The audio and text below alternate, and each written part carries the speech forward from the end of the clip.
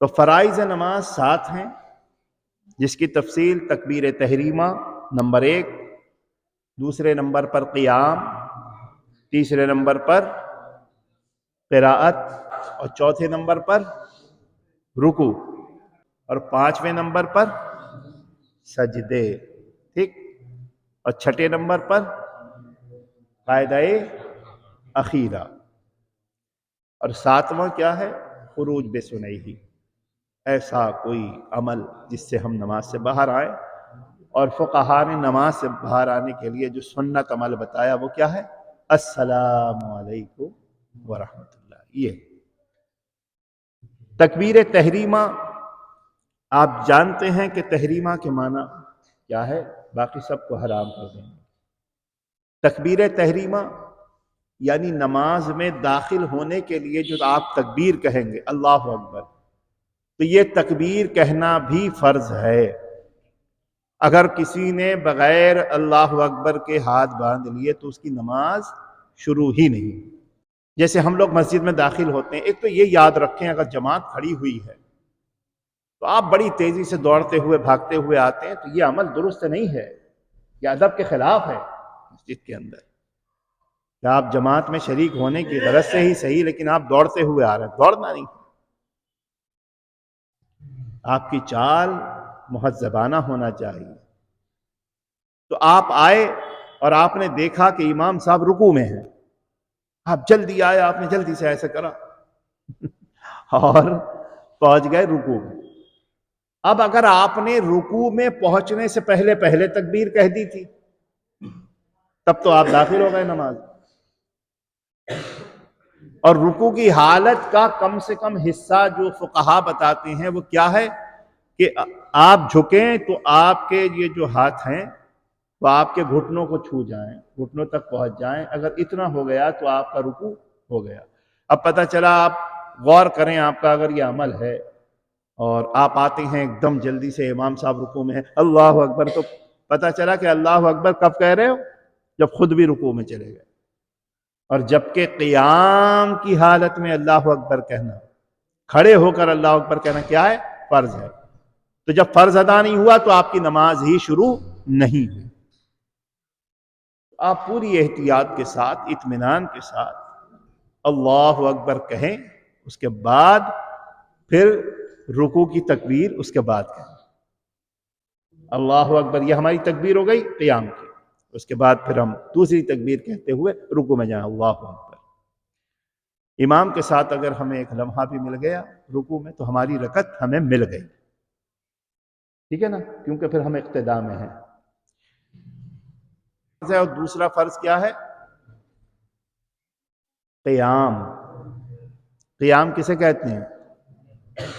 کھڑے ہونے۔ قیام کسے کہتے ہیں؟ قیامت بھی شاید اسی لیے کہا جاتا ہے کہ وہاں سب کو کھڑا ہی ہونا پڑے گا۔ اس لیے قرآن مقدس میں جب پاکیزگی کی بات آئی، نماز کے لیے وضو کی بات آئی، تو قرآن کیا کہتا ہے؟ یا ایھا الذین آمنوا، سورہ مائدہ 6 پارہ، اے صاحبان ایمان، اذا قمتم الی الصلاۃ، جب تم نماز کی قیام کا ارادہ کرو، قیام، کھڑے ہو، تو پہلی جو رکعت ہے اس میں تکبیر تحریمہ کیا ہے؟ فرض ہے۔ اور تکبیر تحریمہ کے ساتھ کیا فرض ہے؟ قیام فرض ہے، یعنی کھڑے ہونا۔ تو میں نے گزشتہ بھی یہ بات بتائی تھی، ہمارے بہت سے ایسے بھائی ہیں، بہنیں ہیں، مائیں ہیں کہ جن کے تھوڑی سی پیر میں تکلیف، مطلب رکوع اور سجدے میں وہ نہیں جا سکتے ہیں، رکوع اور سجدے میں جانا ان سے دشوار ہوتا ہے، تو ساری دنیا میں تو پیدل گھومتے ہیں، لیکن جب نماز کا ٹائم آتا ہے تو وہ کرسی پر بیٹھ جاتے ہیں اور اس کے بعد شروع کرتے ہیں۔ تو فرمایا قیام فرض ہے، اور جو قیام فرض ہے اس قیام فرض کے لیے اگر آپ کے اندر تھوڑی دیر کھڑے ہونے کی بھی سکت ہے تو کھڑے ہو کر ہی اللہ اکبر کہنا فرض ہے۔ اب چیز آئے کہ آپ پوری دنیا میں تو گھومتے پھر رہے ہیں، لیکن جیسے ہی نماز کا وقت آیا تو آپ کرسی پہ بیٹھ گئے، اللہ اکبر کہا۔ ہم نے مانا کہ آپ دوسرے ارکان جو ہے وہ ادا نہیں کر سکتے، عذر ہے، لیکن کھڑے ہونے میں تو آپ کو عذر نہیں ہے، تو اس لیے تکبیر تحریمہ آپ کھڑے ہو کر کہیں، بقایا نماز میں آپ بیٹھ جائیں، کیونکہ عذر ہے آپ کو، آپ نہیں کر سکتے۔ اور تیسرا فرض جو ہے، اب اس میں بتایا گیا جن نمازوں میں قیام فرض ہے ان میں تکبیر تحریمہ کے لیے بھی قیام فرض ہے۔ قیام مطلب کھڑے ہونا، تو جن نمازوں میں قیام فرض ہے ان میں تکبیر تحریمہ کے لیے بھی قیام کیا ہے؟ فرض ہے۔ کیا کوئی نمازیں ہیں جن میں قیام فرض نہیں ہے؟ ارے بھائی نوافل ہیں تو بیٹھ کے بھی پڑھتے ہیں، لیکن جن نمازوں میں قیام فرض ہے ان میں تکبیر تحریمہ کے لیے قیام فرض ہے۔ تو اگر بیٹھ کر اللہ اکبر کہا پھر کھڑا ہو گیا، اب کسی نے بیٹھ کر کہا اللہ اکبر، اس کے بعد وہ کھڑا ہو گیا، تو نماز شروع ہی نہ ہوئی۔ حوالہ دے رہے ہیں در مختار کا، عالمگیری کا، کہتے ہیں امام کو رکوع میں پایا، جب آپ آئے امام صاحب رکوع میں جا چکے تھے اور تکبیر تحریمہ کہتا ہوا رکوع میں چلا گیا، اللہ اکبر، یعنی تکبیر اس وقت ختم کی کہ ہاتھ بڑھائے تو گھٹنے تک پہنچ جائے۔ تکبیر ختم کب کی؟ تحریمہ والی، اتنا جھک گیا کہ ہاتھ بڑھائے تو گھٹنوں تک پہنچ جائے، تو کہتے ہیں کہ نماز نہ ہوئی، حالانکہ ابتدا میں ہیں آپ، لیکن نماز آپ کی نہیں ہوئی۔ پھر قراءت، تو یہ ہو گیا، میں نے اس کی تفصیل بھی کی تھی اور اس کو میں نے اس حوالے سے بھی بیان کیا۔ قراءت کہتے ہیں کہ 3 آیت کے بقدر، یا چھوٹی ایک آیت جس میں دو سے زائد کلمات ہوں، پڑھ لینے سے فرض ادا ہو جائے، اور اگر ایک ہی حرف کی آیت ہو جیسے صاد، نون، قاف کے بعض قراتوں میں ان کو آیت مانا گیا تو اس کے پڑھنے سے فرض ادا نہیں ہوگا، اگرچہ اس کی تکرار کرے، اور یہ بھی فتاوی عالمگیری کے حوالے سے ہے، رد المختار کے حوالے سے ہے۔ تو قراءت جو ہے کم سے کم کتنی؟ اب بعض نے بڑی تفصیل لکھی ہے کہ 27 حروف ایک آیت کے کم سے کم بنے، بعض نے دیگر، لیکن کم سے کم ایک آیت فرض ہے۔ تو اگر ایک آیت کے بقدر آپ نے پڑھ لیا ہے تو آپ کی نماز سجدہ سہو سے ہو جائے، لیکن اگر ایک آیت کے بقدر بھی نہیں پڑھا ہے تو پھر آپ کی نماز نہیں ہوگی، حتیٰ کہ آپ اس کو دوبارہ سے ادا کریں۔ چوتھا فرض ہے رکوع۔ کہتے ہیں رکوع کی کم سے کم مقدار یہ ہے کہ اتنا جھکنا کہ ہاتھ بڑھائے تو گھٹنوں تک پہنچ جائیں، یہ رکوع کا کم سے کم درجہ ہے، ادنیٰ درجہ ہے۔ اور پورا رکوع یہ ہے کہ پیٹھ سیدھی بچھا دے، یہ آپ کا سر اور پیٹھ بالکل لیول میں ہو جائے۔ تو 5واں جو فرض ہے وہ سجدہ ہے۔ کہتے ہیں سجدے کی حقیقت یہ ہے کہ پیشانی زمین پر جم جائے۔